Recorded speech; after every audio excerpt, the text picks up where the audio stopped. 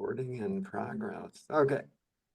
I think we have one new person here. See, I don't think I've seen you before. Just so you know what the conceit of this meetup is.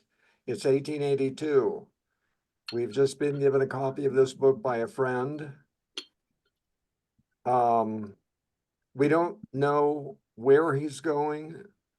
We only know where he's been, and any philosophers that preceded him are okay. Hi, Alexander.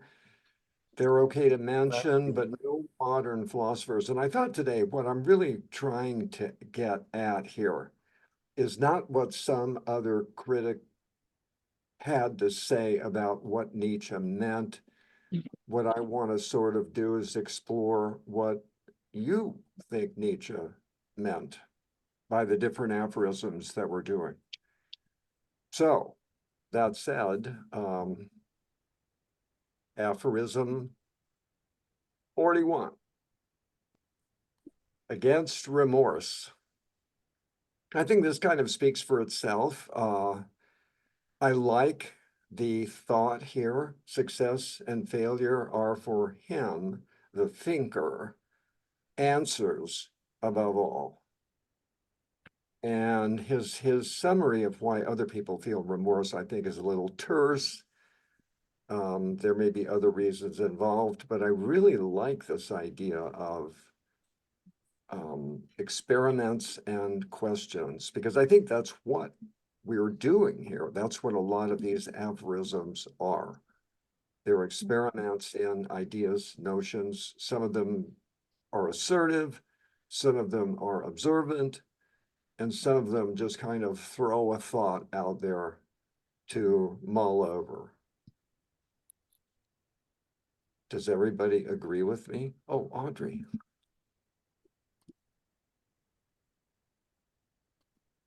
You're muted, Audrey. Yes. No, I don't agree, I don't think. But I just wanted to say no. But really, I think I might. I had a hard day. I've had a really hard day. So anyway, I love this because, and I know nobody believes me when I say that Nietzsche in his I guess discursive mind and his intelligence and maybe even a little, what do you call it? Mental illness, possibly, or just being fed up with being his body's not working. Because, I've been going through cancer for 25, 30 years and it still keeps coming back. And so I can understand anger related to it and questioning things and coming up with all these great solutions and seeing all the problems in the world because you have so much time to think while you're bedridden.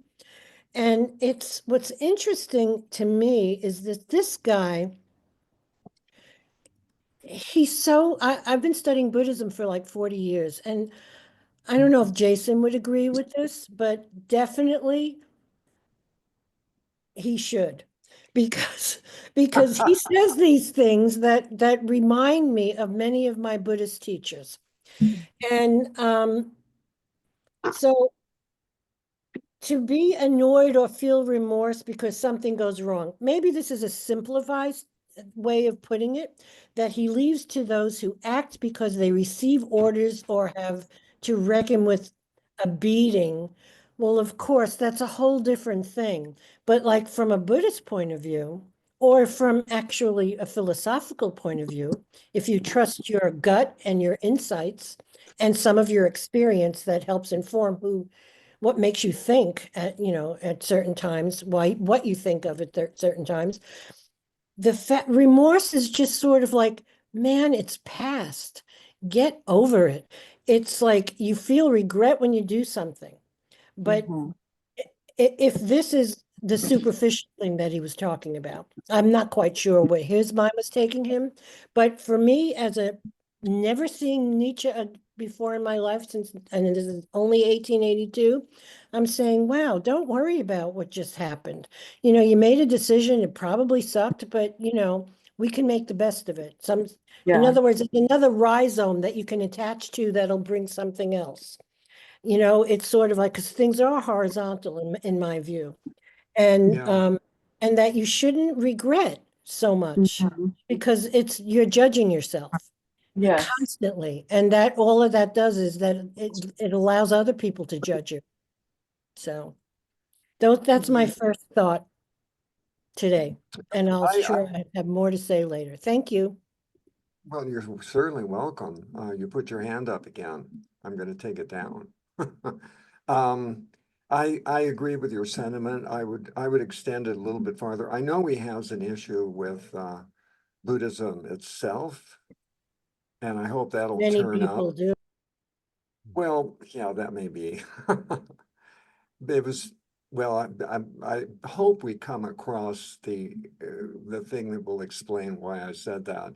I also think there's a certain amount of stoicism involved in some of these observations as well. He's been very specific here about the thinker, but I think what you said that you can apply to a lot of situations. Jan. Oh, yeah, here we go. Yeah, this wasn't quite as explanatory or self-apparent to me. I had to read it 2 or 3 times. And what I came up with is that to me, it seems like he's drawing a clear distinction between those who think and those who do. That those that do are the ones that take the risk, and the ones that think not so much. That's an I love that. interesting. Jason. Yeah, first, I like this one, and then I think I totally agree with Nietzsche because he talked about very first line, a thinker see his own action as experiment and the question, right?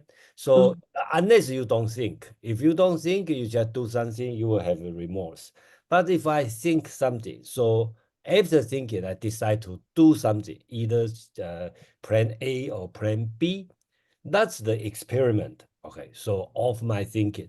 So actually, you have no reason to feel remorse, even you were thinking it failed, right? Just if you are in the lab, if you something not as you expected, that's the experiment.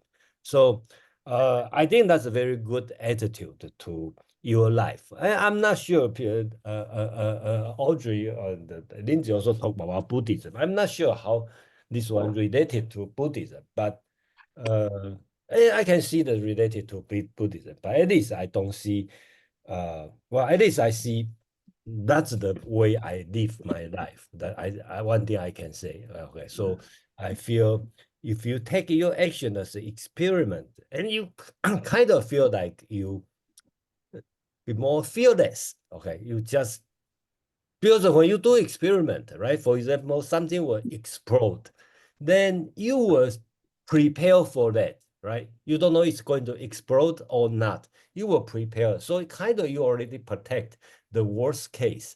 So I find out this is, I'm not sure I learned from Nietzsche or I already behave in this way. So I like it. So that's my, I think that's very good for life lesson to me. Yeah. Where did Jan go? Did Jan leave? I guess she left. Okay. Because what I was reading, I'm just going to kind of point out that he says a thinker sees his own actions. So the thinker does the thinking and the doer does the doing. And it's not just a matter of a difference between people who think and people who act. Josh. Yeah. I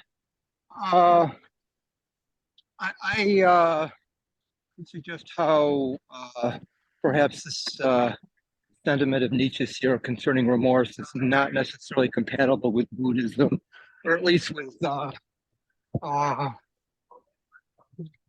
certain way of thinking of Buddhism in which there's a kind of a compassion or benevolence or empathetic kind of result that comes from getting beyond regret. I don't think you find that with. You're going to find that here because Nietzsche's. I think that what he's heading toward is a kind of a celebration or a way of getting us beyond the notion of remorse that rests on an affirmative stance towards the negative and mistakes or error, which precisely because he elevates the value of error to the same status as that which would be its opposite. Um, and I feel that Nietzsche takes that all the way through. It runs all the way down, but it doesn't all run all the way down for Buddhism. There's a kind of there's a happy ending there for them, and there isn't a happy ending for Nietzsche, which isn't to say there's an unhappy ending, but that if you're really serious about affirming error and that which is the opposite of the happy ending as being absolutely on an equal basis with it, then you end up with a slightly different set of conclusions that I think than Buddhism. Obviously, there's so many different strands of Buddhism. I mean, it's a gross generalization, but certain kind of a sort of I don't know what you'd call it, a positivistic or moralistic sort of or ethical Buddhism, maybe. Yeah, I think that your point about error is well taken. I think that was the elevation of error as having value, I think is really important. Audrey. Well, I had my hand up because I knew Josh was going to say something about Buddhism. So I was prepared. So let me just say that I am talking about a Buddhist concept of regret, of not having regret, just because of the and I'm not saying that Nietzsche is a Buddhist, and I'm not trying to talk about all the different strains of Buddhism and what they mean, because I mean I'm not going there. This is something that is personal to me, and it reminded me of something that teachers used to say. And first of all, there's no positive anything at the end of Buddhism, unless you really have the arrogance to think that you're going to be totally enlightened. And then, of course, you're in the air and whatever you're doing. But this is about that the error will take you someplace else, that there's celebration in life and there's celebration in your choices. And yes, there's a moralistic thing when it comes to like any kind of faith or things that you choose to follow. But or even a cult for that matter. But there's also a comfort zone related into it. And that's all I was talking about, is that the fact that there's something always good that that comes from, oh my God, I just did that. I wish I didn't do that. Well, that's a good thing to think. I mean, that means you're a compassionate and a decent human being. But then you move on and you see where it takes you. And that's all I was trying to say, Josh. Thank you. Take that. Yeah, I agree with the notion. I think you're right about the notion that remorse is a kind of wasted emotion in a lot of ways. And I know that Buddhism works at getting rid of a lot of that stuff. And I think that's what he's sort of advocating here. I think this ties in a way with one of the earlier aphorisms about the intellectual conscience,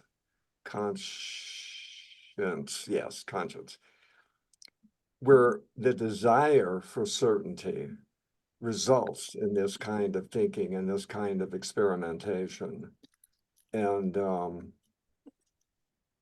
the answers provide the way into the next thought or the next action. Mark. Yeah, thanks, Lindsay. Yeah, I found Josh's comments really helpful. I'm not interested in the Buddhism issue, but Josh talked about elevating failure to the same level as success. I'm not sure he's quite doing that, but I think he's doing something close to that. At least the translation I'm saying says success and failure are primarily answers. And then he says he leaves to be vexed or even to feel remorse because something goes wrong. He leaves that to those who act. So primarily answers. I see two other things success and failure are.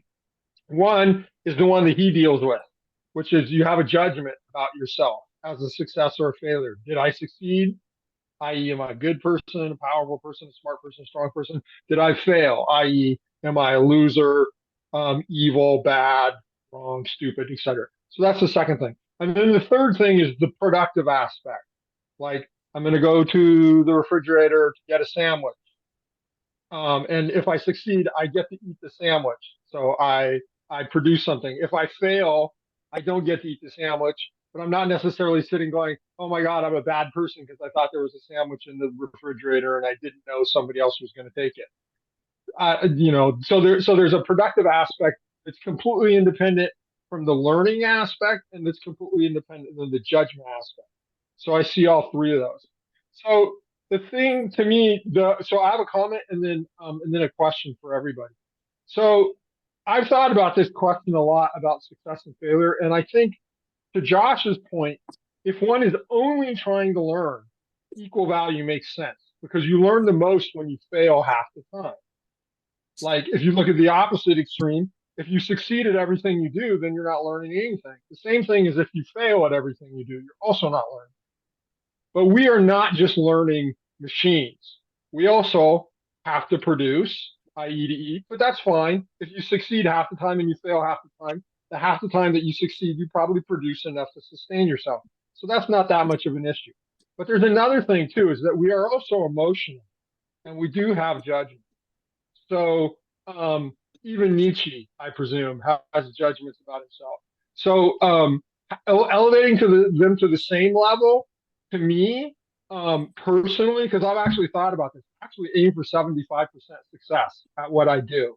In general, if I'm trying to do something, I'm trying to calibrate the difficulty level so I have about a 3/4 chance of succeeding in general, because that takes into account that 50-50 is how you learn the most, and 100% is how you motivate yourself. Like if you succeed over and over again, success makes you feel confident and powerful and motivated. So I split the difference. So that's how I approach that issue. And so I think he's kind of ignoring a little bit the importance, even to himself, of that judgment self-evaluation point. And then my question for anybody who wants to address it is, this is really interesting to me, the way he's dividing people into thinkers and doers. And I wonder, like, of the people that I know, like if I were to divide people, like take all the people that I know and say, okay, this 50% are the most thinky and this 50% are the most doey. Empirically, does that make sense that the people who think more judge themselves less than the people who do more?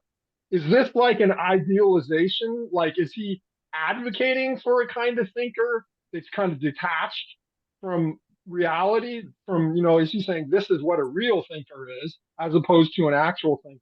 Or is this actually an accurate observation that people that think more judge themselves less than people who think less? I'm curious if anybody wants to address it. That's it. Thank you. Okay, I think that you've gone way far afield. I think he will go, that some of this stuff you brought up will be explored later on, and I think you're right about how he's likely to feel about it.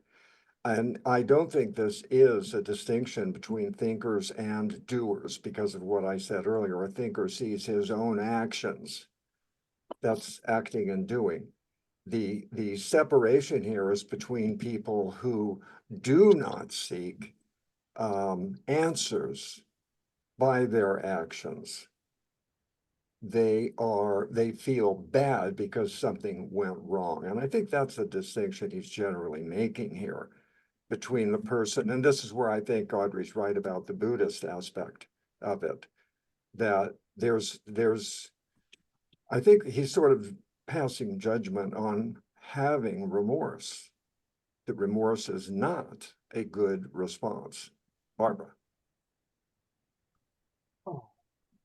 Yeah, I would agree with that. He is definitely passing judgment with this one.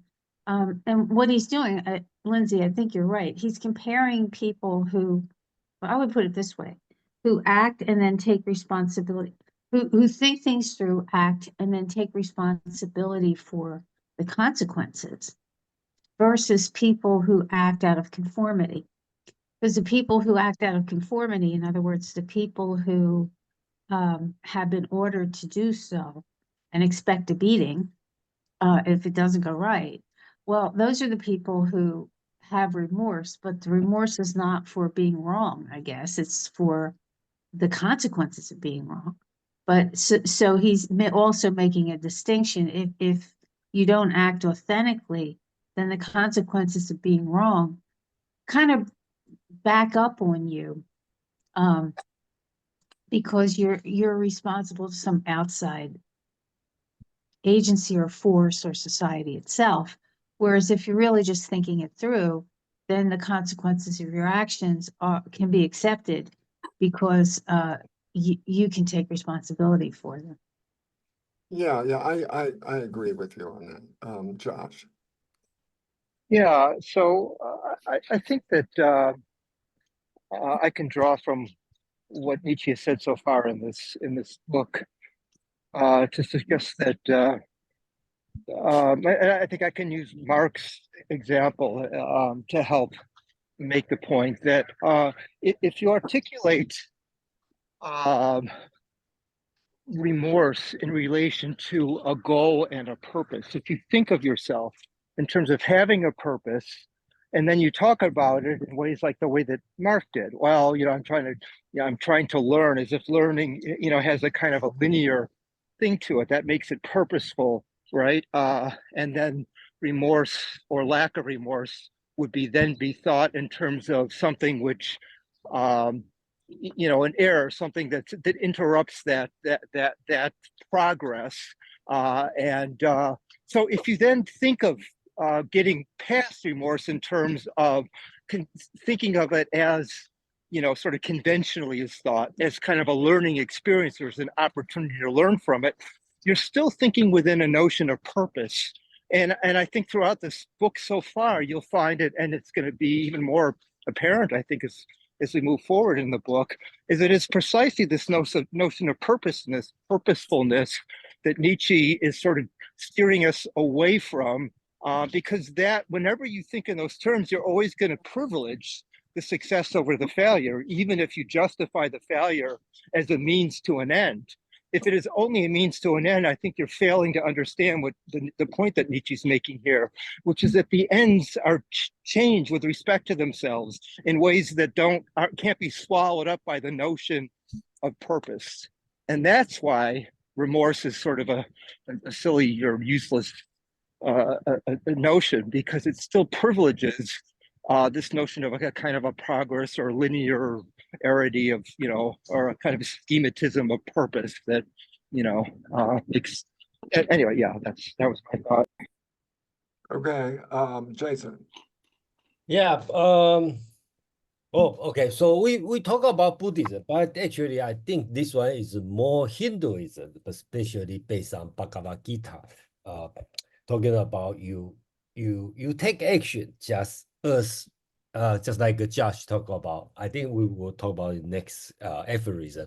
As a means of end. So the result, the fruit is not your decision. So either yes or no, successful or fail. That's not your decision, and that's just the action or just the experiment after your thought. And the last, the second part of this aphorism is also interesting, right? It's a long sentence. He talk about to be annoyed or feel remorse because something goes wrong. Why?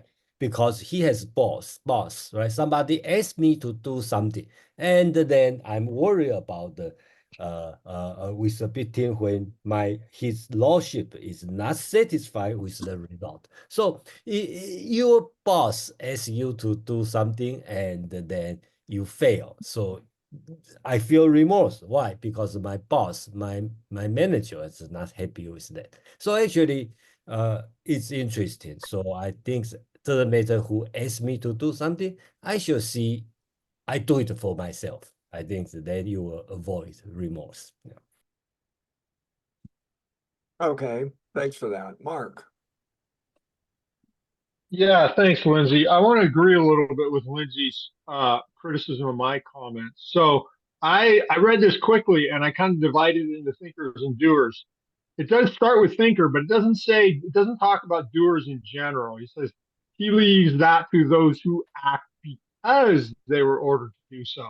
So of course there's those who act out of their own motivation, not because they're ordered to do so. So it's not a clear distinction between thinkers and doers the way I.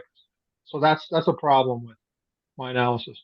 The other thing that I thought was interesting was based, I think, on Josh's comment and maybe Jason's a little bit. So I assumed that Nietzsche is holding up the thinker as a model. That the thinker is kind of like who he is venerating or what he's proposing as the model. Now, maybe that's not right. If people think that's not right, I'd like to hear that. But based on Josh's comments, this here, my translation says the thinker sees his own actions as experiments and questions, as seeking explanations of something. So in this sentence, the way I read this, the thinker is motivated by the desire to learn. He sees his own actions as seeking explanations of something, which seemed to be contrary to the way Josh was proposing how Nietzsche thinks about action overall. So I'm wondering, like, is the thinker not the model here? Is this just an observation about thinkers and not a veneration of thinkers? Or am I missing something? That's it. Thank you. Yeah, no, I think you're right about that. I think that I don't know that veneration would be. I don't think that's expressed quite that straightforwardly in this.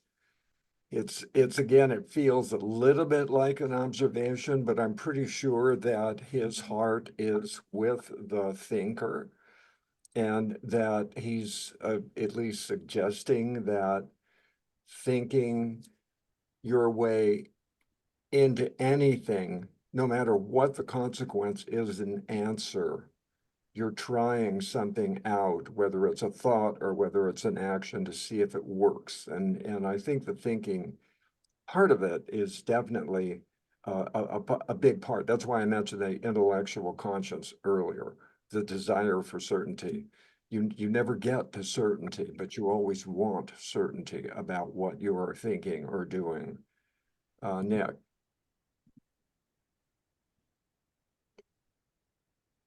Nick? Yeah, thanks. I have a question. For those who know a bit more about his writing up to this point, so in his thinking, is a thinker closer to the Übermensch than a non-thinking actor?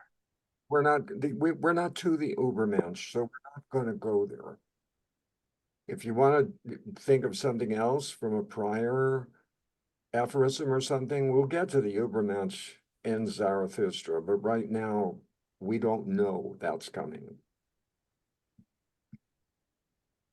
Okay, Audrey. Well, I'm a little, I listened to Mark and I listened to Josh, and they both sound right to me. They both sound close anyway. And I'm trying to understand, when we're talking about purpose, is that like intention? Is that like, I mean, one's intention in action? You know, you want to do something, but it's not necessarily, you have a general idea, but your intent is you think it's the right thing to do. Somehow your skillful means tells you it's the right thing to do. And then you see that it's not or something. But is intention and purpose similar to people? Because sometimes I get confused. And It's it's just a question to the general public here. Yeah, well, okay, I would answer that in a way that, the intention that I think that he's talking about here is to have an answer to a question. And if, I'm not sure, I can't frame So that. certainty, you're talking about doing something with the idea of being satisfied and being certain that it's correct. No, never being certain. No, that's why I mentioned the intellectual, Okay. the desire for certainty. It's always a search. It's always a search for the thing to do. He hasn't, I don't think he's really covered what the right thing to do would be, Right. except to, That's what I thought. yeah. So, yeah. All right. Wow. That was awesome. Okay. 42, work and boredom.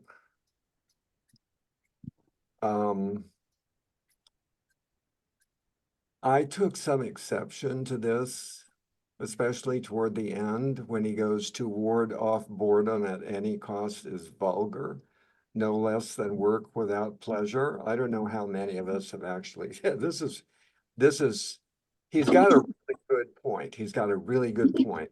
I find, speaking for myself, that I have always envied people who love their work, because I never loved a minute of my work, except I did. I had 3 years out of 37 where I had fun, and I looked forward every day to going to work. And that is my little insight into loving what you do. Boredom is now part of my life. I try to escape boredom as much as possible. I've been retired for 20 years, and luckily there are so many resources. So and I'm not a thinker. I'm not, well, I'm not like Nietzsche is suggesting here. I'm not the kind of person who values boredom because some inspiration is going to come to me. I just want to pass as much time. I was going to say entertain, whatever. That's enough of my stuff. Audrey.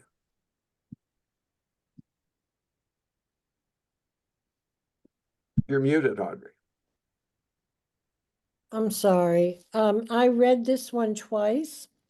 I mean, I probably read it more, but this time I read it twice, and what I don't understand is, I mean, for me, I couldn't understand if he valued boredom or not, because avoiding it is like a fear-based decision, and to me, it's like, what is boredom and what does boredom mean? Does it mean not doing something? I only took jobs that I thought I would like, or felt meaningful, for whatever my reasons were. And I have nothing to show for it. I mean, I live in poverty practically, but it's fine because I certainly was never one of those people that hated to go to work in the morning, but I have no money because it was all nonprofit. But, so there's that, but there's also this idea of what is boredom, and that's a lot. If if it means just not doing something, then that's time to think or contemplate or look at your own mind, work with your own mind. But if it's something else, that you're doing something over and over, is it repetitive? Is he talking about like capitalistic laborers? I didn't understand the boredom part, I guess, is my question here. Yeah, I would agree with you, I think, on that. And again, it's worth remembering that these are aphorisms, and so some of these things appear that might be dealt with more conclusively later. He does, however, describe toward the end, for thinkers, who I'm sure he considers himself, and all sensitive spirits, boredom is that disagreeable, windless calm of the soul that precedes a happy voyage and cheerful winds. So I sort of get the feeling that it's just like that dead air that's not pleasant, but will be valuable in some way, either by providing a certain level of of happiness or satisfaction when it's over. I'm not quite sure. But he admits that it's disagreeable even to thinkers and sensitive spirits. Jason. Yeah, I also not very sure what's his attitude about boredom. Is it good or not good? But I read it last week. I write a note as work is not a means, it's an end. So I try to find why I write this one. I just cannot find it. I don't know why I do that, but anyway, I think here he talking about um I think he talking about work, looking for work in order to be paid. Okay, it's the civilized country. I think he's talking about our society, and we don't work for ourselves. That's why we have a bored. We feel bored. Okay, but I'm not sure he talk. And the very last sentence is also interest, right? He talk about Asian and the Europeans. So Asian take opiate, okay, and the European takes drink, okay, drink alcohol. So opiate is better, okay, than alcohol because the slowness. So it take long time to set in, and I don't know. I never try opiate. I don't know, but and then European is bad, is not good because they take alcohol. It's poison, suddenness.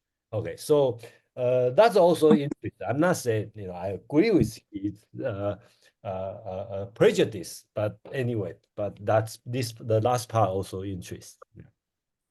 We had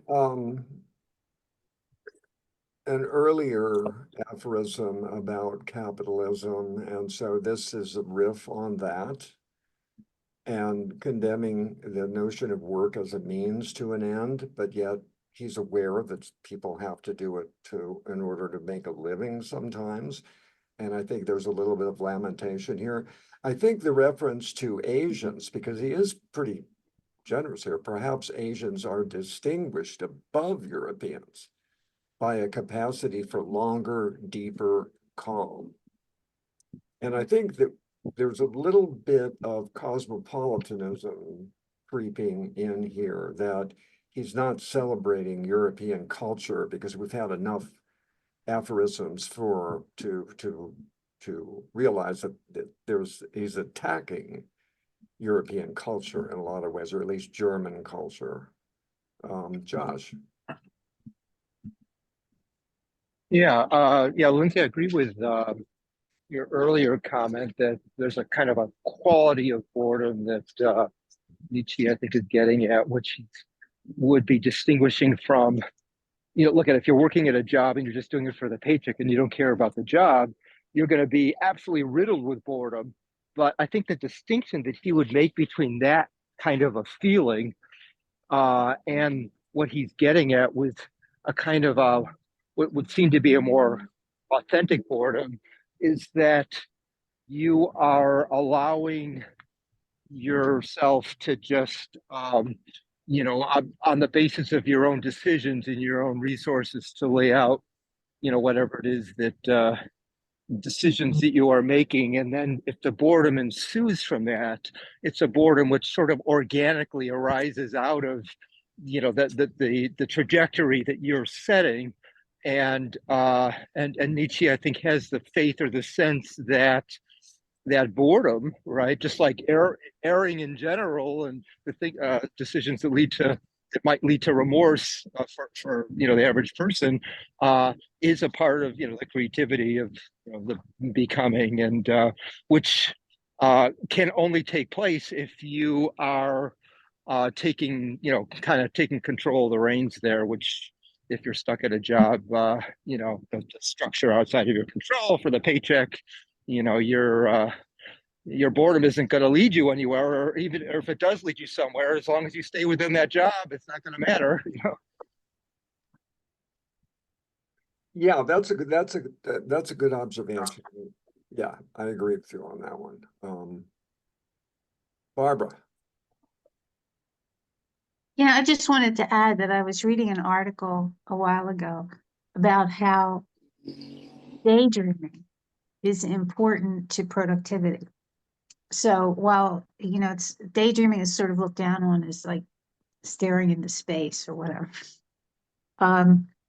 That it's actually an important part of the creative process and also the productive process, so that you can't constantly be on 24/7 getting answers, because you're not a machine. So there's this part where you have to kind of back off and just let the machine run, right? And where however it runs. And he seems to be talking about that when he says that boredom is a lull of the soul. And then it produces a happy voyage and cheerful winds. So it sounded the same to me. So I thought I would say that. Okay, thanks. Nick. Anytime. Yeah, thanks. I just want to follow up on Barbara's remark and partially answering question raised by Audrey. What is boredom? Obviously, he has a partial definition for thinkers and all sensitive spirits. Boredom is that disagreeable, windless calm of the soul that precedes the happy voyage and cheerful winds. And this is interesting because linguistically, the German for boredom is lang a while, which is a combination of long meaning long, and a while, waiting for a while. So it's a very long period while you're waiting for something. And therefore, at least for the thinkers, is something necessary before taking that happy voyage. Yeah. Yeah, I would go along with that too. I think that's partly what's included in the way he's describing this. And I think he's talking about himself a lot too, so it's somewhat autobiographical. Okay. 43. By the way, we're going for an hour and a half today, so we're going till 4:30 my time, Pacific Daylight Time. 43, what laws betray? I thought this was really, really insightful because I never ever thought about the laws the way he is thinking about the laws here.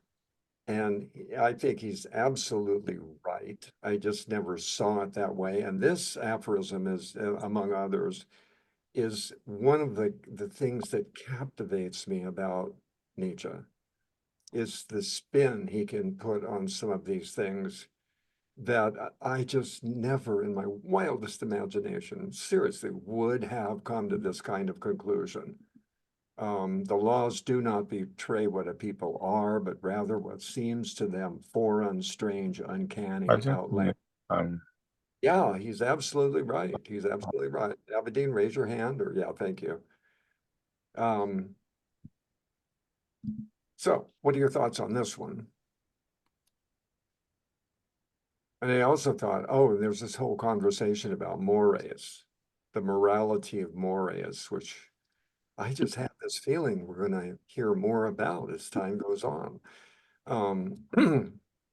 So the mores are the customs, the things that are just sort of built into the way the society acts and will produce a moral sensibility to conform to the mores. Barbara. Well, this goes to something else that I was reading, this one by David Graeber, I think called The Dawn of Everything. And he describes a process whereby cultures build themselves. And he calls it schismogenesis. It's not his word. It's a term in anthropology, I think. But what it is that when you have two neighboring cultures, one will define itself against the other. So, and that's how the cultures evolve. And so Nietzsche's right. It's not as if a penal code or a culture or some conventions arise sort of out, whole out of the character of the people itself, but that the people are exposed to other things and they make decisions about them and they say, well, no, we don't want to be slaveholders, or no, we don't want to use money, or whatever it is, you know. So I just thought that was interesting that he actually sounds like he's hitting on that. Yeah, no kidding. I think that's really amazing, especially like the very last part of that sentence at the end. It seemed treason against Rome, the incorporation of what was foreign. Yeah, I don't know if you guys are as impressed as I was. I sort of threw that out there because this, I don't know, this just blew me away. Jason. Actually, I'm very impressed by he talking about the kissing is to smell the woman drink wine or not. So, but anyway, that's take as a joke. But I really like this way of thinking. He talking about actually it's sort of true. You know, when you look at in the world, a lot of time the law we provide is to fend off the foreign. Usually it's your neighboring country or Puppy, come on, puppy. okay. So I think that's the interest part, talking about the keeping out of mores of foreigners, neighbors. Okay, so it's not what your law doesn't reflect the character of the nation. Basically, is reflect what you want to defend. Okay, from your neighboring country. I think that's very existential thinking. Okay, yeah, that's what I want to say. Thank you. Yeah. Total agreement. Audrey. Well, Barbara beat me to it because I have that book on my windowsill and The Dawn of Everything, and it's exactly what I thought of. But, and what's interesting here is that, I mean, it is in our experience. If you're talking about like what he said earlier in the previous one we did with the experiments, you know, you're doing something and you're experimenting, you think of something, you're doing it, you're experimenting it. I wonder if he is talking about, though, as, you know, it's always another culture you're setting yourself up against. You know, they're doing it this way, we're doing it that way. So maybe, and I would like to go back to the book actually and see if they talked about like when there was no neighbors or something, what kinds of things did it only have to do with their faith or you know, or their superstitions about, you know, the moon comes out at a certain time and if it comes out the wrong time, our crops are going to die or something like that. And so they make decisions based on, you know, don't do anything that's going to harm the moon. But is it always against something else? Does there always have to be an opposition? So what these aphorisms are doing for me, at least it seems so today, it keeps bringing up questions for me. And questions about like, well, what could that mean? Or what would that look like? And it's exciting in some way, and I enjoy it. I just don't totally understand it. And but you can see it in our experience. I mean, like the whole witch trials in Salem and, you know, all of those things are based on small villages coming up with, oh my God, the most horrible thing in their minds. And what makes that horrible thing become like something that they actually want to prevent and they're willing to kill for it, actually. I mean, I hope these people don't get bored. I mean, yeah. This I think there's maybe not so subtle, but since it's not mentioned specifically, we had come across something earlier about morality being a product of the culture and not necessarily, you know, the good and evil. There's been all sorts of questions about that, and I think this is a little bit more of a development along those lines of how good and evil develop in many ways. And here it seems and I think he's more or less correct. This is another one of those things. And Audrey, I was going to say that thinking. I think that's what is so stimulating about these aphorisms and Nietzsche's approach to things. Because my head was just spinning for years when I was reading this stuff, and delightfully so. And so this whole trip this time is an experiment to really kind of my own experiment to, and you're all to kind of figure out if do I know any more now than I thought I did then? I don't know, Josh.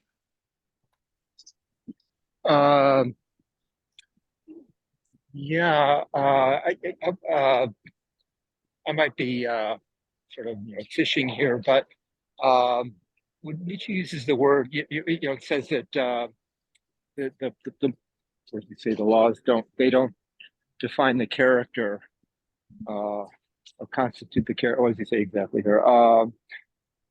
It does great order to study people's penal code as if it were an expression of its character. So, what if we differentiated that from if you were to say that it doesn't characterize them? Because, well, I guess this goes to Audrey's point or to her question about without an opposition, is there a meaning there?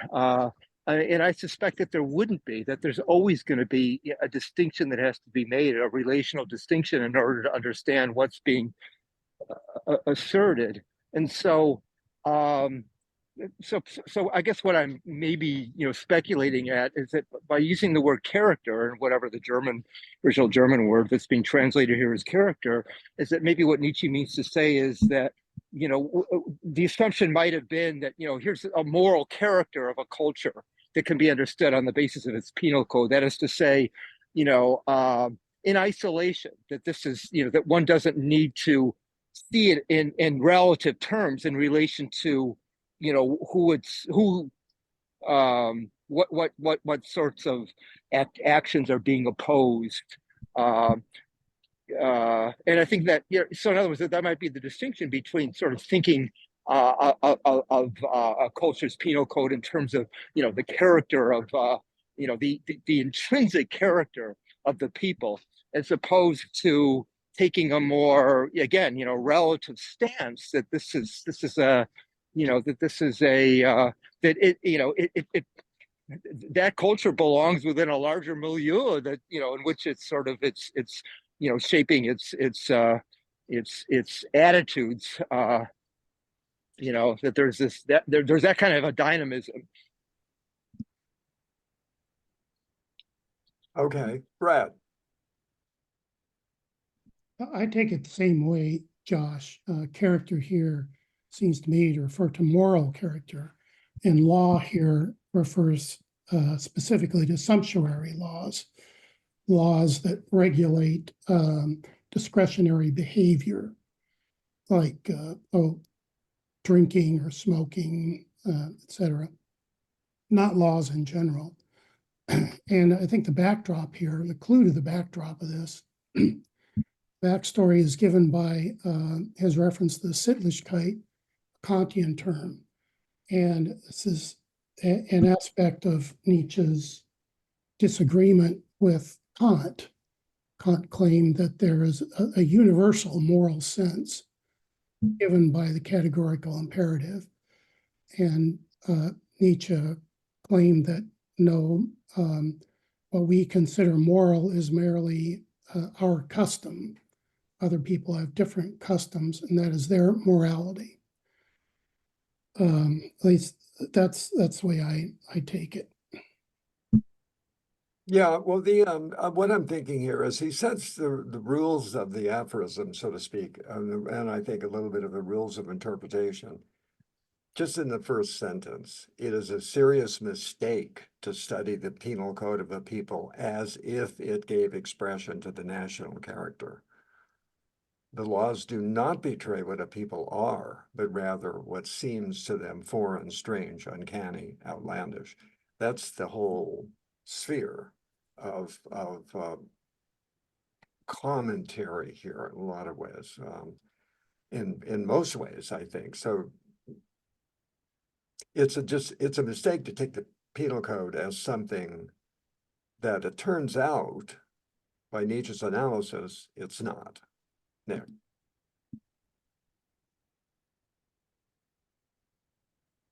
Yeah. Likewise, focusing on the beginning sentences, they read literally accurate. But what's surprising to me is to a reflective philosopher as Nietzsche.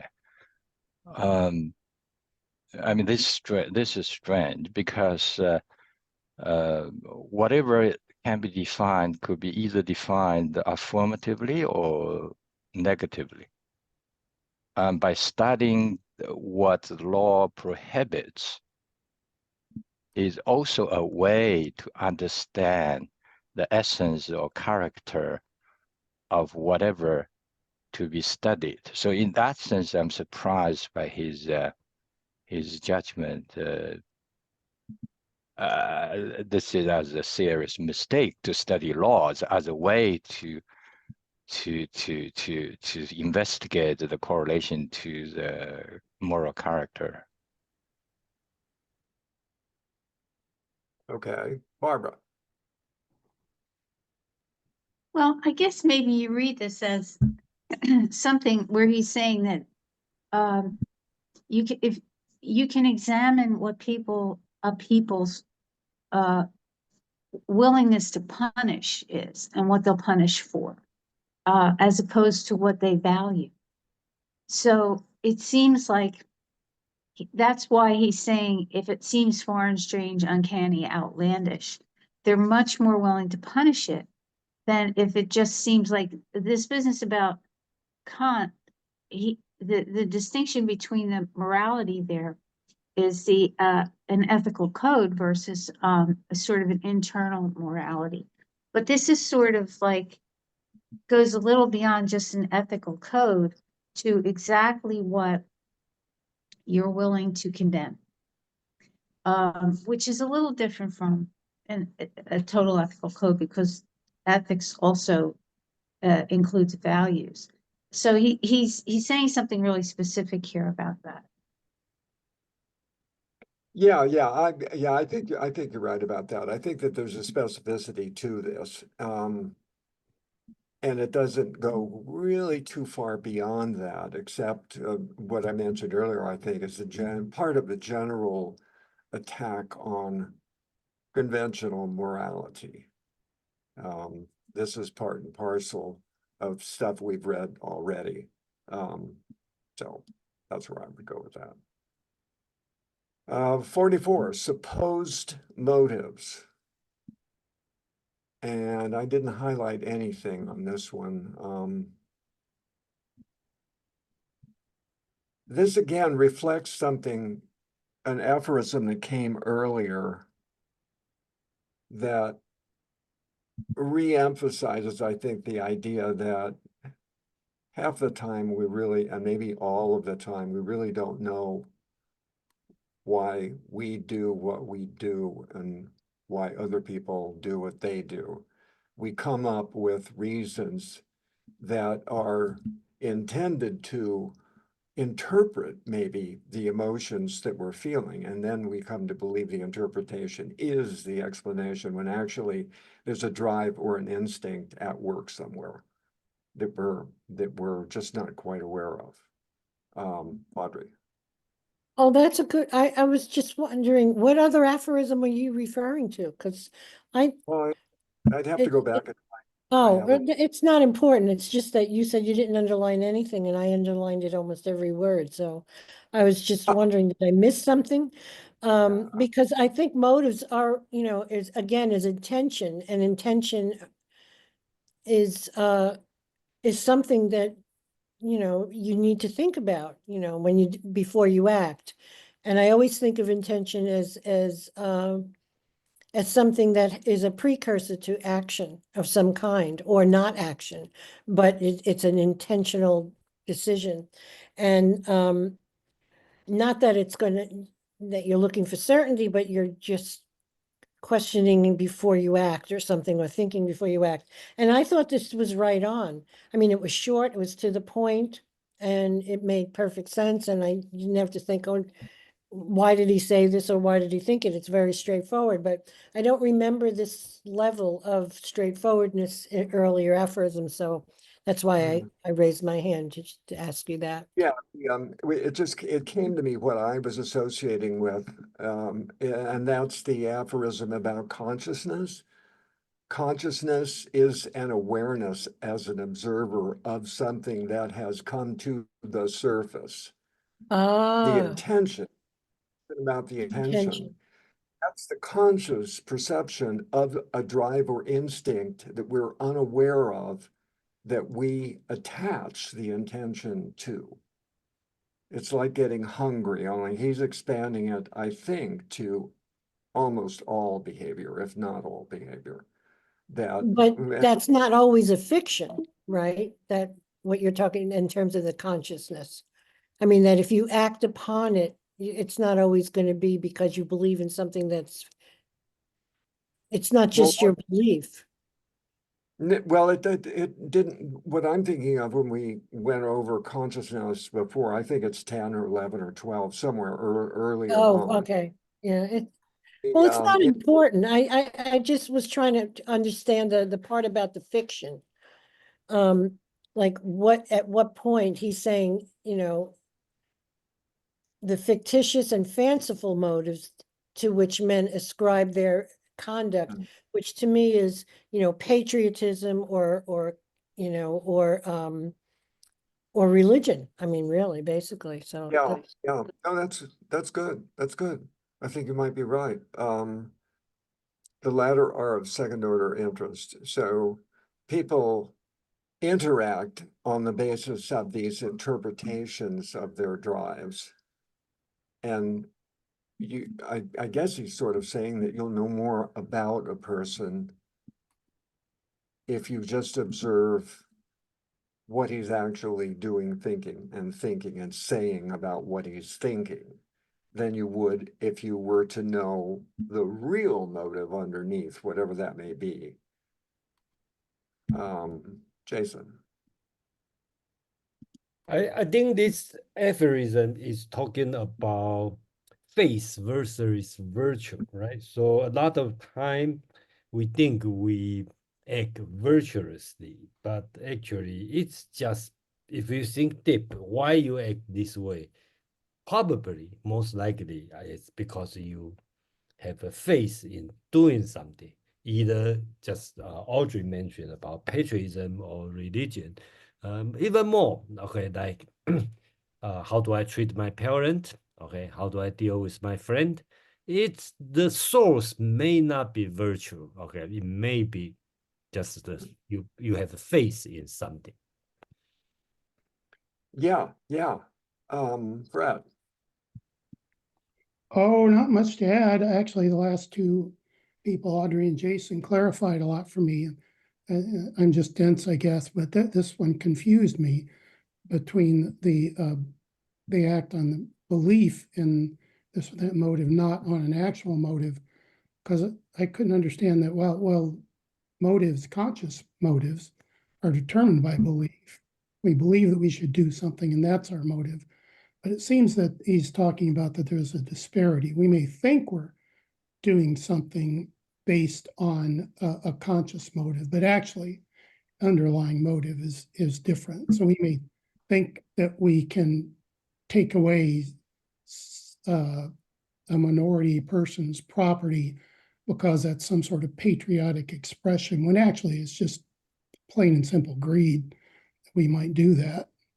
So it's a disparity between why we think we're doing something versus why we're actually doing something. At least that's what I take from what Audrey and Jason said. Correct me if I'm wrong. Thanks.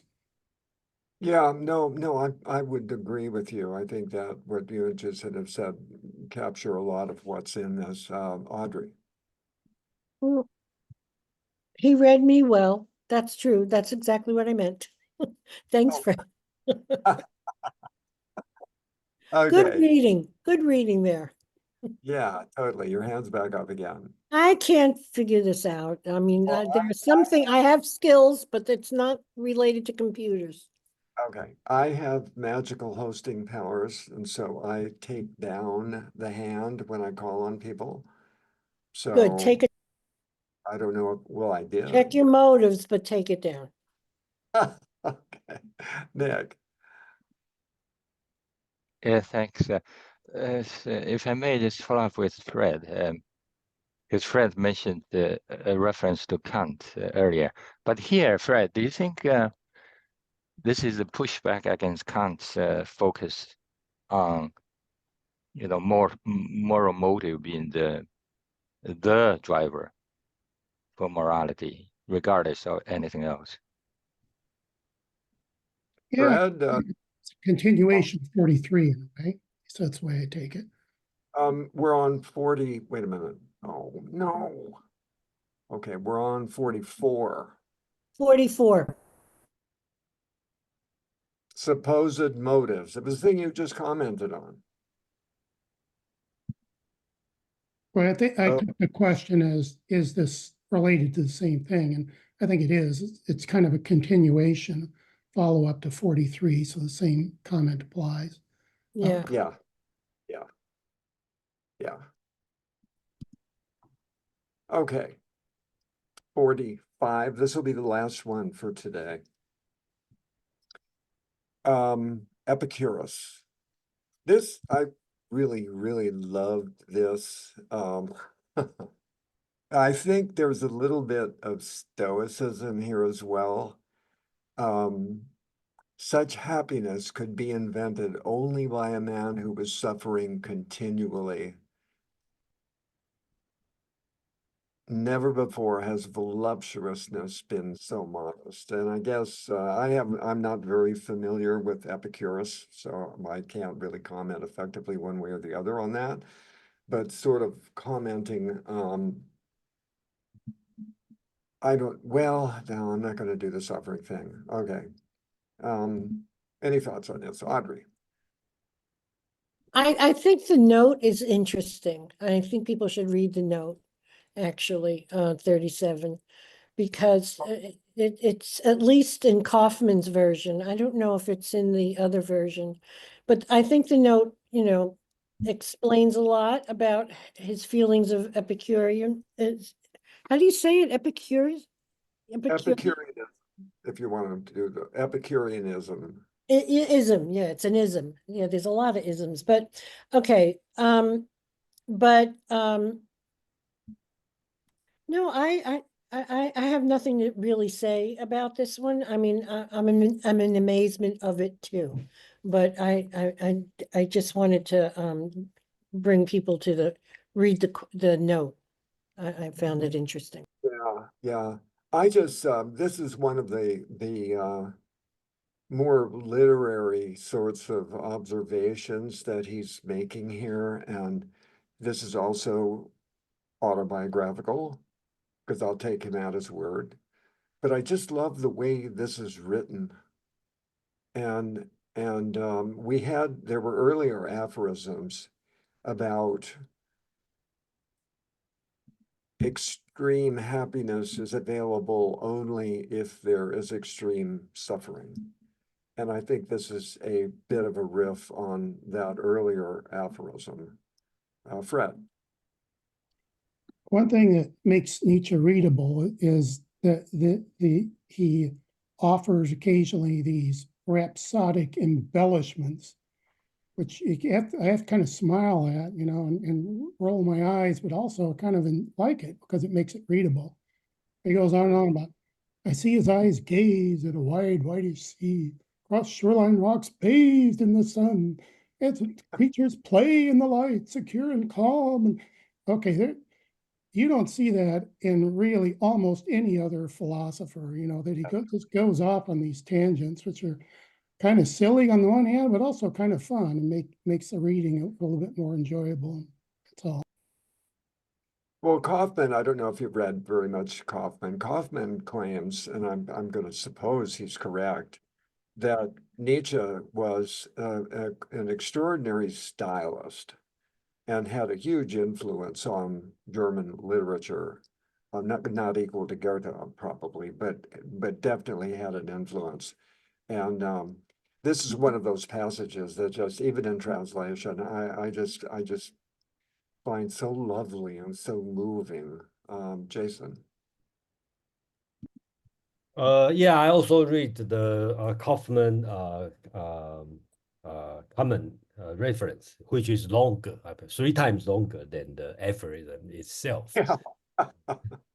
And it's interesting because personally, I like Epicureanism. Okay, so here he talk about Epicurus. Basically, you are pursuing happiness as you are. The happiness is the moral itself. So so the happiness, so kind of close, very close to the utilitarianism, this kind of philosophy. The difference is then the hedonism is, for example, if I reduce my desire, okay, so I will increase my happiness, right? If I also only define the, let's say, 30 grand annual income as rich, then I'm rich already. So if I define as a million, then so so that's why he talk about such happiness could be invented only by a man who was suffering continually. Okay, so so you don't have to be rich or be very healthy to be happy, but you still can pursue happiness. I think that's the way Epicureanism talking about. And I think Nietzsche in general, he like Epicureanism. So it's hard for me to read the tone here, but according to the Kaufman commentary, Nietzsche, which is not surprise to me, Nietzsche would like Epicurus, but he would refuse the tranquility of Epicurean, looking for the peaceful life. So that's why back to our earlier discussion, I never feel Nietzsche is Buddhism because Buddhism is a little bit too passive.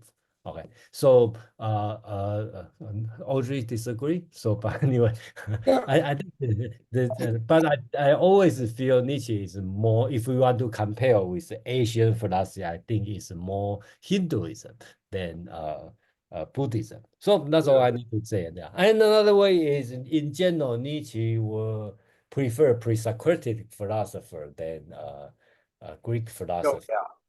yeah, that's certainly true. Mark. And usually I find out we probably undervalue the pre-Socratic philosophy. Okay, I think a lot of pre-Socratic philosophy is pretty important and we kind of ignore it. Yeah, that's another benefit I thought for me at the very least was discovering the pre-Socratics, which a lot of them, especially Heraclitus, make really, really interesting reading. Mark.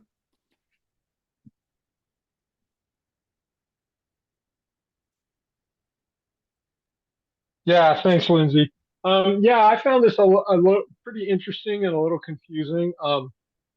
Unlike a lot of, so I think Nietzsche is brilliant. I've been super fascinated with him since I started reading him. I'm not as familiar with this book, although I have read it before, as I am with some of his other works.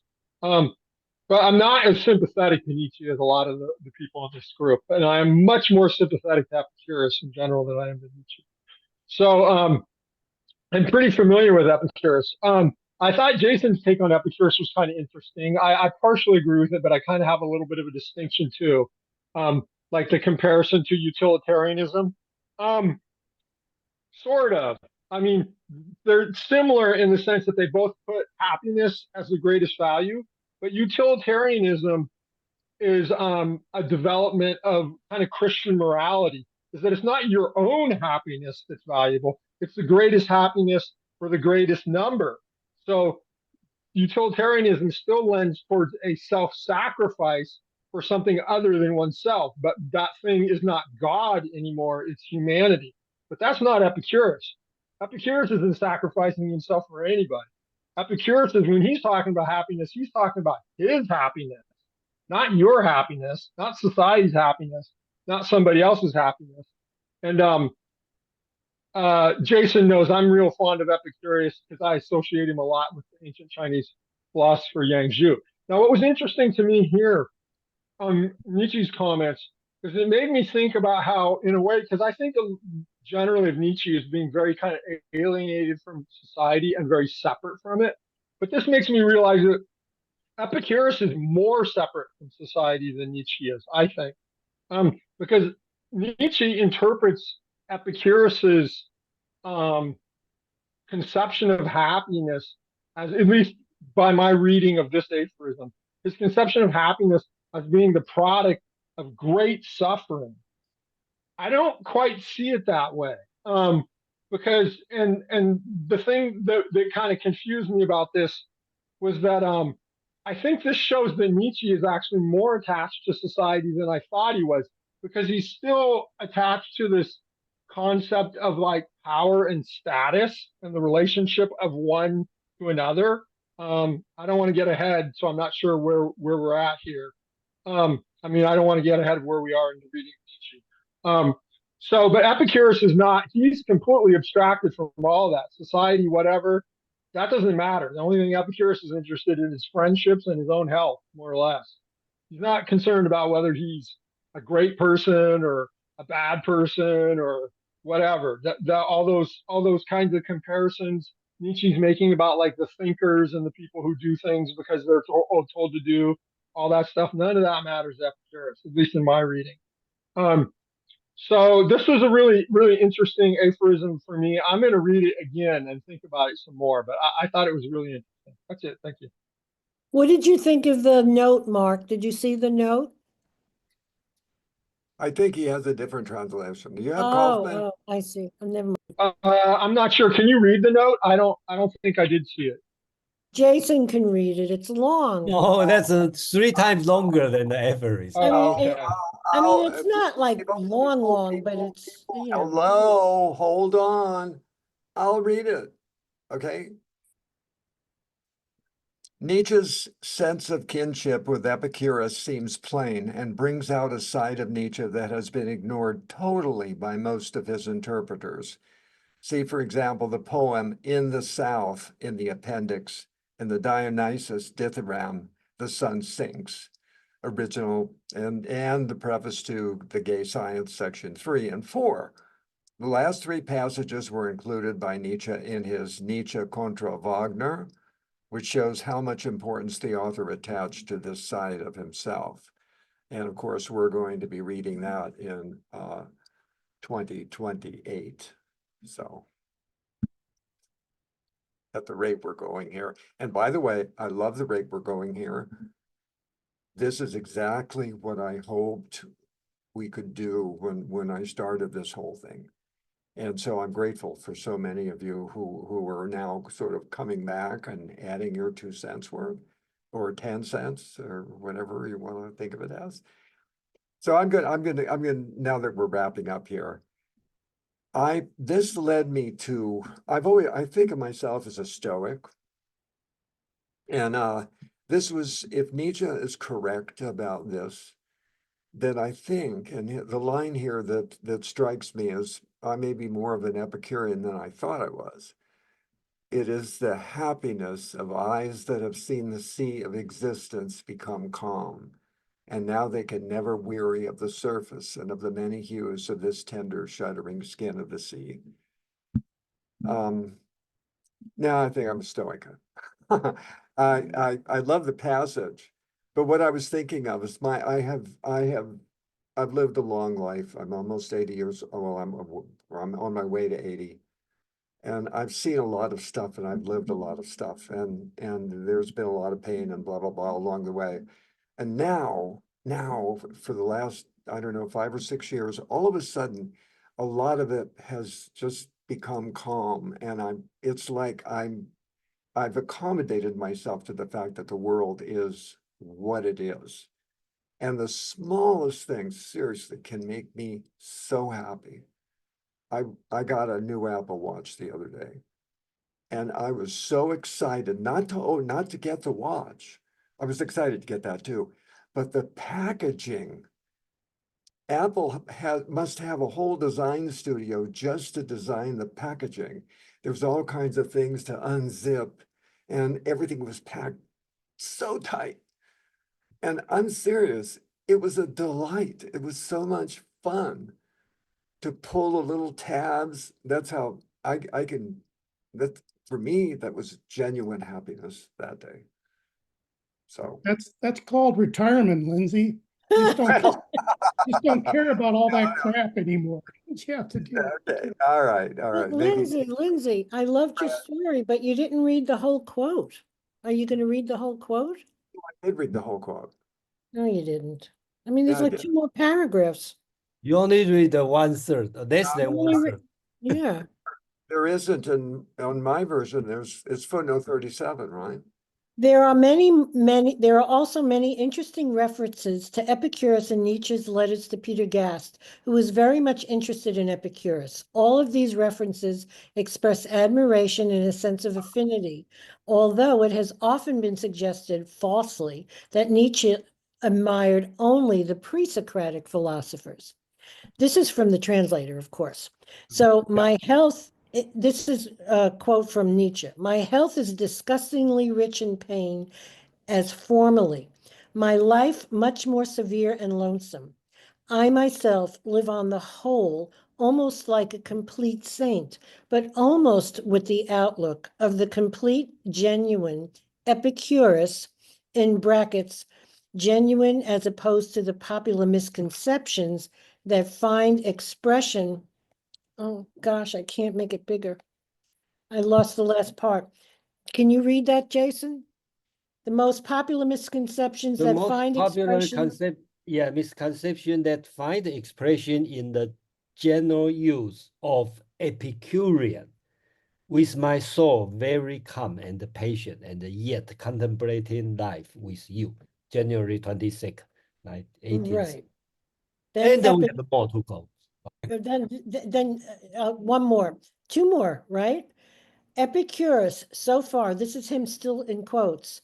Epicurus, for all the world, has paid him back, beginning in his own time, for allowing himself to be taken for someone else and for taking a light, divinely light view of opinions about himself.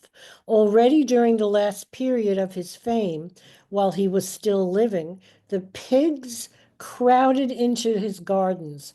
That was 1883. And the fact that he himself was even then taken for someone else and was likely to suffer his fate on a much larger scale after his death weighed on Nietzsche and eventually prompted him first to write prefaces for the second editions of many of his books, and then to write. Who are we talking I about think here? it's that Homo.